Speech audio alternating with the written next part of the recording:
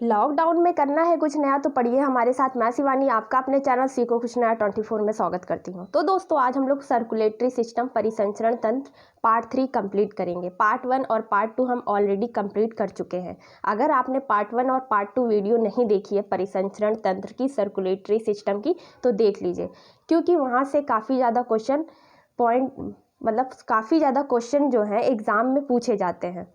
ठीक है, तो वो वीडियो आपके लिए बहुत ही इंपॉर्टेंट है। तो चलिए आइए स्टार्ट करते हैं आज का सेशन। देखिए पहला क्वेश्चन हमारी स्क्रीन पे आ रहा है दोस्तों। देखिए पहला क्वेश्चन हमारी स्क्रीन पे दोस्तों आ चुका है। कल हमने 28 तक क्वेश्चन कंप्लीट कर लिया था, तो आज 29 क्वेश्चन हमारी स्क्रीन पे आ गया है। तो चलिए पढ़ना स्टार्ट करते हैं। और हाँ दोस्तों, अगर आप हमारे चैनल पे न्यू हैं तो बेल आइकन को प्रेस कर लीजिए, चैनल को सब्सक्राइब कर लीजिए और लिंक को शेयर कर दीजिए अपने दोस्तों में। चलिए दोस्तों पढ़ना स्टार्ट करते हैं। देखिए पहला क्वेश्चन हमारी स्क्रीन पे आ गया है। तो पहला क्वेश्चन है, निम्न में से कौन मनुष्य में श्वसन रंजक है? ठीक है, श्वसन रंजक है। तो ऑप्शन पढ़ते हैं हम लोग। देखिए पहला ऑप्शन है हमारा हेमोसाइनिन, दूसरा है हेमोइरिथ्रिन और बीटा कैरोटीन और हीमोग्लोबिन। देखिए आंसर क्या है हमारा, हीमोग्लोबिन। हीमोग्लोबिन जो होता है वो श्वसन रंजक होता है। याद रखिएगा, आंसर डी इज़ राइट। ठीक है, इसमें बहुत से बच्चे कंफ्यूज होंगे, क्योंकि सभी क्वेश्चन तो सभी पढ़ते हैं। देखिए टॉपिक सभी पढ़ते हैं, ब्लड सभी पढ़ेंगे, हीमोग्लोबिन सभी पढ़ेंगे, सभी को पता होता है क्या क्या होता है। लेकिन जब क्वेश्चन घूम के पूछा जाता है ना, तब आपको दिक्कत होती है। तो वही घूमे हुए क्वेश्चन का कलेक्शन मैं दे रही हूँ आपको, तो बिल्कुल देखिए हमारी वीडियो। तो देखिए इसमें क्या था, मनुष्य में श्वसन रंजक है तो हीमोग्लोबिन है। मैंने आपको बताया था हीमोग्लोबिन क्या होता है, एक प्रकार का प्रोटीन होता है, जिसके कारण क्या होता है, ब्लड का रंग कैसा होता है, रेड होता है। ठीक है, पता चल गया। तो चलिए नेक्स्ट क्वेश्चन पे मूव ऑन करते हैं दोस्तों। देखिए नेक्स्ट क्वेश्चन हमारे स्क्रीन पे आ रहा है। देखिए आ गया है हमारा नेक्स्ट क्वेश्चन। नेक्स्ट क्वेश्चन कहता है, निम्न में से किसको आरबीसी का कब्रिस्तान कहा जाता है? ठीक है, काफ़ी प्यारा क्वेश्चन है। कल भी हमने इसी क्वेश्चन को पढ़ा था, आरबीसी कहाँ नष्ट होती है या फिर मरती हैं, ऐसा करके क्वेश्चन हम लोग ने पढ़ा था कल। ठीक है, तो यहाँ पर क्वेश्चन क्या पूछ लिया गया, आरबीसी का कब्रिस्तान। बात वही है, आरबीसी कहाँ नष्ट होती है या फिर आरबीसी का कब्रिस्तान किसको कहते हैं। ठीक है, तो ऑप्शन पढ़ते हैं हम लोग। यकृत है, अस्थिमज्जा है, प्लीहा है, परिशोधिका है। ठीक है, तो आंसर आपको पता होना चाहिए। कल भी मैंने आपको बताया था प्लीहा में आरबीसी मरती हैं, नष्ट होती हैं। ठीक है, याद रखिएगा, इंपॉर्टेंट क्वेश्चन है। ये क्वेश्चन बहुत ही ज़्यादा पूछा जाता है, काफ़ी टाइम ये क्वेश्चन पूछा गया है। ठीक है, तो चलिए नेक्स्ट क्वेश्चन पे मूव ऑन करते हैं दोस्तों। देखिए नेक्स्ट क्वेश्चन हमारा आ गया। नेक्स्ट क्वेश्चन है हमारा, मानव शरीर का रक्त बैंक कहलाता है, मानव शरीर का ब्लड बैंक कहलाता है। काफ़ी अच्छा क्वेश्चन है, बहुत से लोगों को पता भी होगा, बहुत से लोगों को नहीं भी पता होगा। ठीक है, ऑप्शन पढ़ते हैं। प्लीहा, तिल्ली, स्प्लीन इसको बोलते हैं इंग्लिश में, है ना। तो ऑप्शन है हमारा प्लीहा, यकृत, हृदय और किडनी। तो आंसर आपको पता होना चाहिए। आंसर क्या है हमारा, आंसर है हमारा प्लीहा। ठीक है, प्लीहा जो होती है उसको क्या कहते हैं, मानव शरीर का ब्लड बैंक कहा जाता है। अब देखिए ब्लड बैंक की बात आई है तो मैं आपको कुछ बता देती हूँ कि ब्लड बैंक में रक्त को कितने दिनों के लिए रखा जाता है। ठीक है, समझ रहे हैं ना, ब्लड बैंक में ब्लड को कितने दिनों के लिए रखा जाता है। अगर आपसे कोई ये पूछ ले, वैसे तो ये पूछा नहीं जाएगा, बट मैं आपके नॉलेज के लिए बता दे रही हूँ, 1 महीने के लिए रखा जाता है। ठीक है, याद रखिएगा, पूछा जाता है ऐसे करके घुमा करके। और देखिए मैं एक चीज़ आपको यहाँ पर और बता देती हूँ, जब रुधिर निकाला जाता है, ब्लड निकाला जाता है और वो जमे ना, है ना, जैसे कि ब्लड है, अब निकाला गया, आपने अक्सर देखा होगा कहीं कट जाता है तो फिर वहाँ से ब्लड निकलता है। अगर हम उसको साफ़ नहीं करते हैं, कुछ लगाते नहीं हैं या फिर डिटॉल लगाते हैं बहुत से लोग, तो उससे रुक जाता है ब्लड। अगर नहीं लगाते हैं तो क्या होता है, वहाँ पर ब्लड का क्लॉटिंग टाइप में बन जाता है, जम जाता है ब्लड। देखिए अब ये क्वेश्चन मैं जो पूछ रही हूँ, क्वेश्चन ये हमारा, रुधिर वाहिका से निकाले गए रक्त को जमने से बचाने के लिए उसमें मिलाया क्या जाता है। आप में से बहुत से दोस्त ऐसे होंगे जिनको इस क्वेश्चन का आंसर बहुत ही मतलब अच्छी तरीके से पता होगा। लेकिन बहुत से ऐसे दोस्त भी होंगे जिनको इस क्वेश्चन का आंसर नहीं पता होगा। ठीक है, तो मैं आपको बताती हूँ, इसका आंसर है ऑक्सलेट मिलाया जाता है। ठीक है, अगर आपसे कोई ये पूछ ले तो आप बिल्कुल बताइएगा, क्योंकि ये इम्पॉर्टेंट भी है, पूछा भी जा सकता है। ऐसा नहीं है कि एग्ज़ाम में पूछा नहीं जाएगा, पूछा जा सकता है, बस घुमा करके पूछा जा सकता है आपको कंफ्यूज करने के लिए। ठीक है, तो क्या मिलाते हैं? ऑक्सलेट मिलाते हैं। देखिए लिख देती हूँ मैं, ऑक्सलेट मिलाते हैं। ठीक है,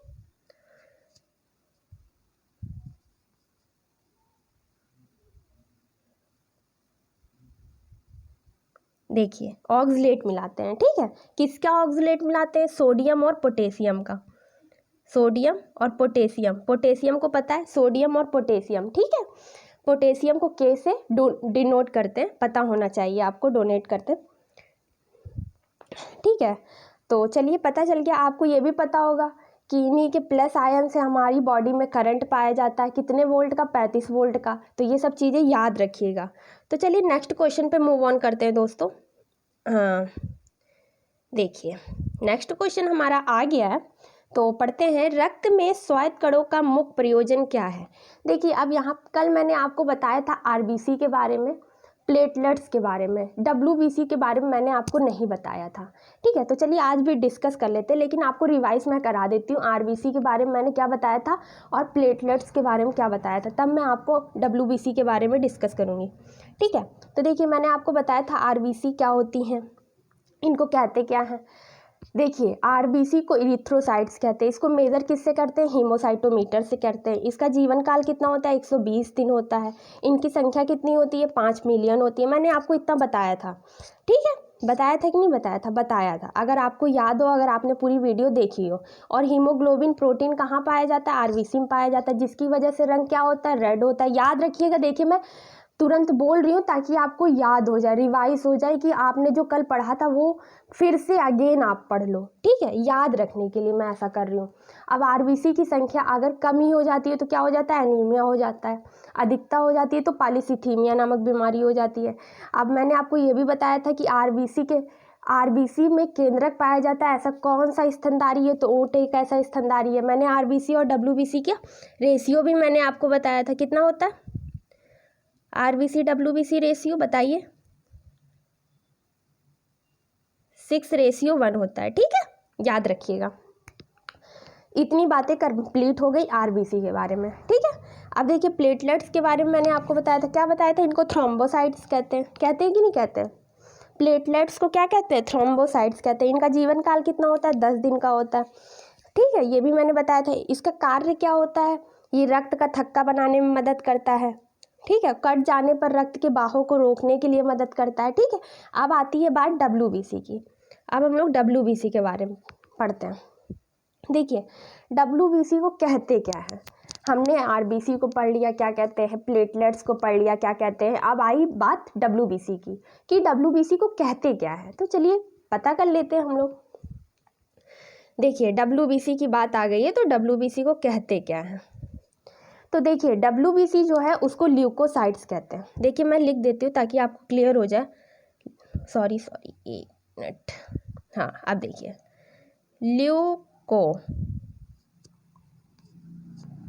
ल्यूकोसाइट्स।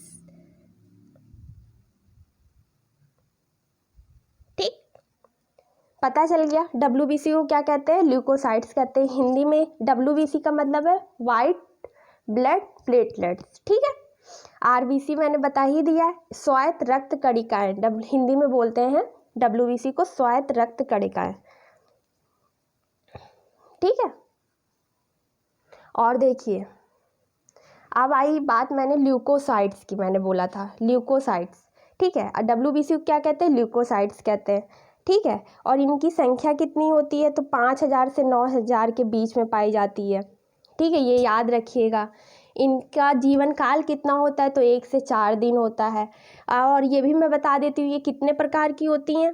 तो ये 5 प्रकार की होती हैं। ठीक है, याद रखिएगा। और सबसे ज़्यादा महत्वपूर्ण लिम्फोसाइट्स होती हैं। लिम्फोसाइट्स ही होती है जो एंटीबॉडी के निर्माण में भाग लेती है। एंटीबॉडी एक ऐसा वो है, प्रोटीन होता है एक प्रकार का एंटीबॉडी, ठीक है, जिसकी वजह से क्या होता है, हम लोग रोगों से, मतलब जैसे कोई रोग होता है उससे हम लोग लड़ पाते हैं। एंटीबॉडी अगर नहीं बनेगा तो हम लोग कुछ नहीं कर सकते हैं। हम लोग बहुत ही जल्दी, जैसे कोरोना है, अगर किसी पेशेंट में पाया जाता है तो उसमें एंटीबॉडी की कहीं ना कहीं बहुत ज़्यादा कमी होगी, इस वजह से ऐसा होता है, ठीक है, याद रखिएगा। अब देखिए WBC का कार्य क्या होता है, तो जीवाणुओं को नष्ट करने का कार्य होता है इसका, ठीक है, संक्रमण से या जीवाणुओं से हमारी नष्ट करता है, रक्षा करता है, ठीक है, याद रखिएगा। तो ऑप्शन आप पढ़ लेते हैं। देखिए पहला है पोषक तत्व ले जाता है, संक्रमण से संघर्ष करता है, ऑक्सीजन ले जाता है, शक्ति प्रदान करता है। मैंने आपको अभी बताया था, क्या बताया था, जीवाणुओं को नष्ट करने का कार्य WBC करता है और संक्रमण से संघर्ष मतलब रक्षा करता है। तो आंसर बी इज राइट, ठीक है। तो चलिए नेक्स्ट क्वेश्चन पे मूव ऑन करते हैं दोस्तों। देखिए आ गया हमारा नेक्स्ट क्वेश्चन, बहुत ही प्यारा सा क्वेश्चन है और इम्पॉर्टेंट भी है। सबसे बड़ा स्वायत्त रुद्राणु है, सबसे बड़ा स्वायत्त रुद्राणु है, मतलब सबसे बड़ा WBC कौन सा है, ये पूछा गया, ठीक है। देखिए एक है लिम्फोसाइट्स, मोनोसाइट्स, विम्बणाणु और रक्तराणु, ठीक है, एरिथ्रोसाइट्स जिसको बोलते हैं। तो आंसर है सबसे बड़ा जो WBC होता है वो मोनोसाइट्स होता है, ठीक है, याद रखिएगा। ये 1 लाइन का एक क्वेश्चन है, 1 लाइनर के रूप में, ये याद रखिएगा, पूछा जा सकता है, ठीक है। तो नेक्स्ट क्वेश्चन पे दोस्तों मूव ऑन करते हैं। देखिए नेक्स्ट क्वेश्चन हमारा है, जब कोई बाहरी पदार्थ मानव रुधिर प्रणाली में प्रविष्ट होता है तो प्रतिक्रिया कौन प्रारंभ करता है। बहुत ही प्यारा क्वेश्चन है, अगर आप ध्यान से समझेंगे तो आप इसका आंसर बहुत ही जल्दी दे सकते हैं, ठीक है। क्या क्वेश्चन है हमारा, जब कोई बाहरी पदार्थ मानव रुधिर प्रणाली में प्रविष्ट होता है, कोई बाहरी पदार्थ की बात हो रही है, ठीक है, रुधिर प्रणाली में प्रविष्ट होता है, ठीक है, तो प्रतिक्रिया कौन प्रारंभ करता है। बहुत ही प्यारा क्वेश्चन है और ऑप्शन है हमारे RBC, WBC, प्लेटलेट्स और प्लाज्मा। तो मैंने आपको बताया था, देखिए जब कोई बाहरी पदार्थ हम पर अटैक करेगा तो हमें संक्रमण ना हो, हम लोग मतलब संक्रमण ना हो, मतलब रुधिर की बात हो रही है यहाँ पर, तो उससे हमारी रक्षा कौन करता है। मैंने आपको अभी पहले क्वेश्चन में मैंने आपको ये बताया था, तो इसका आंसर क्या हो जाएगा, WBC। मैंने आपको बताया था वो जीवाणुओं से भी, जीवाणुओं को नष्ट करता है और संक्रमण से रक्षा करता है, मैंने बताया था ना। तो बस वही है इसका answer, answer B is right, ठीक है, समझ रहे हैं ना आप सभी लोग। तो चलिए नेक्स्ट क्वेश्चन पे मूव ऑन करते हैं दोस्तों। देखिए नेक्स्ट क्वेश्चन हमारा, सॉरी,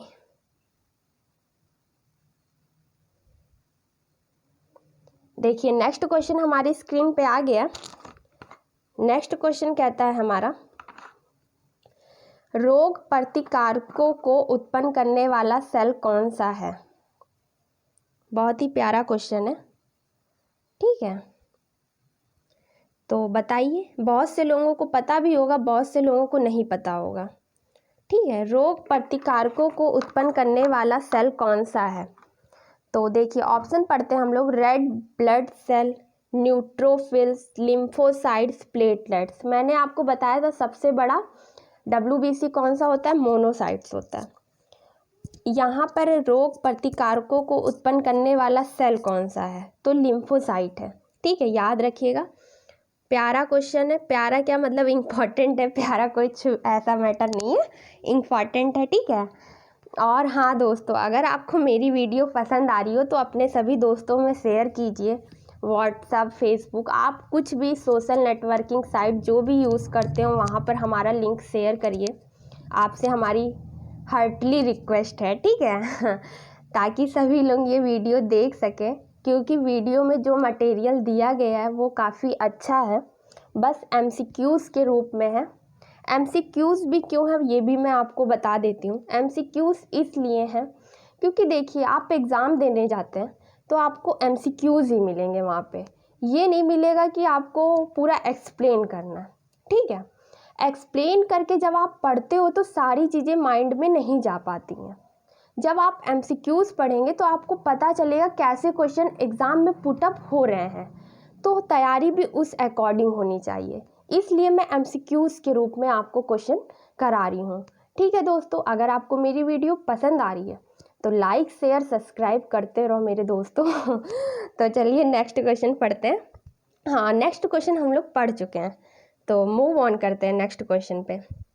देखिए नेक्स्ट क्वेश्चन आ गया है हमारी स्क्रीन पे। देखिए क्या है, एड्स के विषाणु किसे नष्ट कर देते हैं। काफ़ी इम्पॉर्टेंट क्वेश्चन, प्यारा नहीं इम्पॉर्टेंट है, ठीक है। तो क्वेश्चन है हमारा, एड्स के विषाणु किसे नष्ट कर देते हैं। ऑप्शन है हमारा न्यूट्रोफिल, बेसोफिल, लिम्फोसाइट, मोनोसाइट। ठीक है, तो ऑप्शन है ऑप्शन तो ये सारे हो गए, तो आंसर है हमारा लिम्फोसाइट। लिम्फोसाइट जो होता है, एड्स के विषाणु जो होते हैं लिम्फोसाइट्स को क्या कर देते हैं, ख़त्म कर देते हैं। तो याद रखिएगा, पूछा जा सकता है। बहुत से बच्चों ने ये क्वेश्चन शायद पढ़ा ही ना हो मेरे हिसाब से, तो मेरे अकॉर्डिंग, बाकी मुझे पता नहीं। ठीक है, तो आंसर पता चल गया, आंसर सी इज़ राइट। तो नेक्स्ट क्वेश्चन पे दोस्तों मूव ऑन करते हैं। देखिए नेक्स्ट क्वेश्चन हमारी स्क्रीन पे आ गया। देखिए, जिस पदार्थ का निवेश किसी जीवित जीव में कर देने पर वह प्रतिरक्षियों के उत्पादन को प्रेरित करता है, उसे कहते हैं। थोड़ा सा कन्फ्यूज़न होगा इसमें, और थोड़ा सा समझने में भी ऑड लग रहा होगा, या समझ ही में नहीं आ रहा होगा, ऐसा हो रहा होगा फ्लाईओवर कर रहा है। ठीक है, लेकिन पढ़ते हैं। देखिए क्या कहता है, जिस पदार्थ का निवेश किसी जीवित जीव में कर देने पर वह प्रतिरक्षियों के उत्पादन को प्रेरित करता है, उसे क्या कहते हैं। ठीक है, ऑप्शन है हमारा कैंसरजन, कार्सिनोजन, पुंजन, एड्रोजन, प्रतिजन, एंटीजन, एस्ट्रोजन। ठीक है, तो देखिए ऑप्शन हम लोग ने पढ़ लिए, तो option C is right. Antigen जो होता है, जो कि प्रेरित करता है उसे। ठीक है, एंटीजन, आंसर सी हमारा राइट होगा। क्या करता है, पता चल गया होगा कि अगर जीवित जीव में क्या निवेश कर देता है, कोई पदार्थ निवेश कर देते हैं, तो प्रतिरक्षियों के उत्पादन को प्रेरित कर देता है वो, उसे कहते हैं एंटीजन। ठीक है, तो आंसर सी इज राइट। तो नेक्स्ट क्वेश्चन पे मूव ऑन करते हैं दोस्तों। देखिए नेक्स्ट क्वेश्चन हमारी स्क्रीन पे आ गया। 38 क्वेश्चन है, रुधिर के प्लाज्मा में निम्नलिखित में से किसके द्वारा एंटीबॉडी निर्मित होती है। रुधिर के प्लाज्मा में निम्नलिखित में से किसके द्वारा एंटीबॉडी निर्मित होती है। तो ऑप्शन पढ़ते हैं हम लोग। मोनोसाइट है, लिम्फोसाइट है, इनोसिनोफिल है, न्यूट्रोफिल है। तो क्या है आप आंसर इसका, लिम्फोसाइट। ठीक है, ऑप्शन बी इज राइट। ठीक है, समझ में आ गया होगा, रुधिर के प्लाज्मा में एंटीबॉडी निर्मित होती है किसकी वजह से, लिम्फोसाइट्स की वजह से। ठीक है, मैंने आपको बताया भी था लिम्फोसाइट क्या है, एंटीबॉडी के निर्माण में क्या करता है, सहायता करता है या भाग लेती है। तो मैंने जब आपको ये बताया तो वहाँ से ये लाइन क्लियर हो जानी चाहिए कि रुधिर के प्लाज्मा में किसके द्वारा एंटीबॉडी निर्मित होती है, तो लिम्फोसाइट्स है। ठीक है, तो नेक्स्ट क्वेश्चन पे दोस्तों मूव ऑन करते हैं। देखिए नेक्स्ट क्वेश्चन हमारी स्क्रीन पे आ रहा है दोस्तों। देखिए नेक्स्ट क्वेश्चन हमारे स्क्रीन पे आ गया। क्वेश्चन ये है हमारा, निम्नलिखित में से कौन सा एंजाइम रक्त का थक्का बनाने के लिए आवश्यक है। अब देखिए क्लॉटिंग की बात आ गई है, रक्त का थक्का कैसे बनता है, मतलब प्रोसेस पता होना चाहिए। ठीक है, तो रक्त का थक्का बनाने के लिए आवश्यक है। देखिए ऑप्शन पढ़ लेते हैं, फिर मैं आपको डिस्कस करती हूँ ये कैसे क्या होता है। एमाइलेज है, थ्रोम्बिन है, पेप्सिन है, रेनिन है। तो answer B is right. Thrombin जो है रक्त का थक्का, एंजाइम की बात हो रही है यहाँ पर, है ना। तो एंजाइम ही हमें बताना है कौन सा एंजाइम है जो रक्त का थक्का बनाने के लिए आवश्यक है, तो थ्रोम्बिन एंजाइम। ठीक है, अब देखिए मैं आपको बताती हूँ रक्त का थक्का जमने के लिए किसकी किसकी आवश्यकता होती है, के साथ जमता है, मतलब किसके साथ जमता है, ये सब पता होना चाहिए। तो रक्त का थक्का जमने में फाइब्रोनेजन और फाइब्रिन, जिसे कि थ्रोम्बिन कहते हैं, विटामिन के, कैल्शियम के साथ थक्का जमता है रक्त का।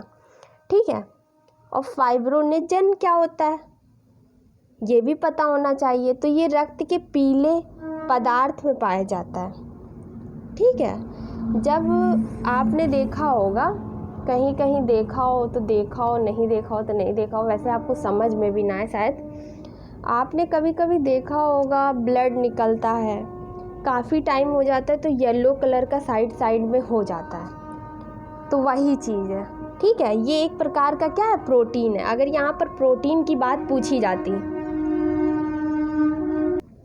देखिए दोस्तों, आपको ये पता होना चाहिए। देखिए यहाँ पर एंजाइम की बात हो रही है, मैंने आपको क्या बताया, फाइब्रोनेजन बता दिया, ये एक प्रकार का प्रोटीन है। अगर आपसे एंजाइम पूछा जाता है क्वेश्चन में कि रक्त का थक्का बनाने में कौन सा एंजाइम आवश्यक है, तो थ्रोम्बिन आंसर टिक करेंगे।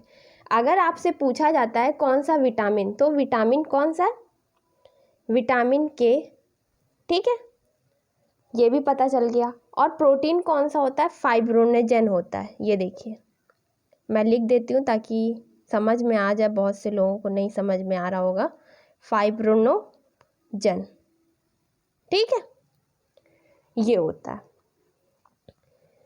तो पता चल गया, क्वेश्चन इसमें था, क्वेश्चन एंजाइम की बात हो रही है, तो एंजाइम मैंने आपको बताया कि थ्रोम्बिन होगा और प्रोटीन फाइब्रोनोजन होगा, विटामिन के होगा, ठीक है, याद रखिएगा। देखिए तीनों क्वेश्चन तीन तरह से बन रहे थे कि एंजाइम कौन सा होगा तो थ्रोम्बिन होगा, प्रोटीन कौन सा होगा तो फाइब्रोनोजन होगा, विटामिन कौन सा होगा तो विटामिन के होगा, ठीक है। तो सारी चीज़ें पता चल गई आपको। बहुत ही प्यारा क्वेश्चन था, प्यारा क्या, बहुत ही अच्छा क्वेश्चन था। तो समझ में आ गया होगा आप सभी लोगों को। तो याद रखिएगा, इम्पॉर्टेंट है, क्वेश्चन घुमा के पूछा जा सकता है।